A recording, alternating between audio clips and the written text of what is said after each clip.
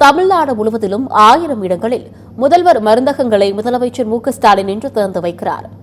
Generic மருந்துகளையும் பிற மருந்துகளையும் குறைந்த விலையில் பொதுமக்களுக்கு கிடைக்க செய்யும் வகையில் முதல்கட்டமாக 1000 முதல்வர் மருந்தகங்கள் தொடங்கப்படும் என கடந்த 2024ஆம் ஆண்டு சுதந்திர தின விழா உரையில் முதலமைச்சர் மு.க.ஸ்டாலின் அறிவித்தார். அதன்படி தமிழகம் முழுவதும் B.Pharm D.Pharm படித்தவர்கள் அல்லது அவர்களின் ஒப்புதல் பெற்றவர்கள் முதல்வர் மருந்தகம் அமைக்க விண்ணப்பிக்கலாம் என்று அறிவிக்கப்பட்டது.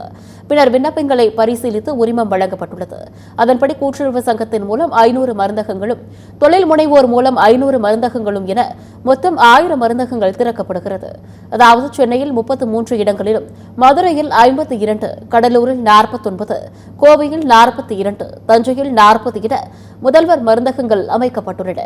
இந்த முதல்வர் மருந்தகத்திற்கு தேவையான மருந்துகள் மக்கள் நல்வாழ்வுத்துறை மூலம் கொள்முதல் செய்யப்படும். தேவைப்பட்டால் வெளிச்சந்தையிலும் மருந்துகள் கொள்முதல் செய்யப்பட்டு விற்பனை செய்யப்பட உள்ளது. தமிழ்நாட்டில் முதல்வர் மருந்தகம் திறக்கும் தொழில் முனைவோருக்கு 3 லட்சம் ரூபாய் வரை அரசு மானியமாக வழங்குகிறது. இதில் 50% தொகையானது ரொக்கமாகவும் மீதமுள்ள 50% மருந்துகள் வடிவத்திலும் வழங்கப்பட உள்ளது.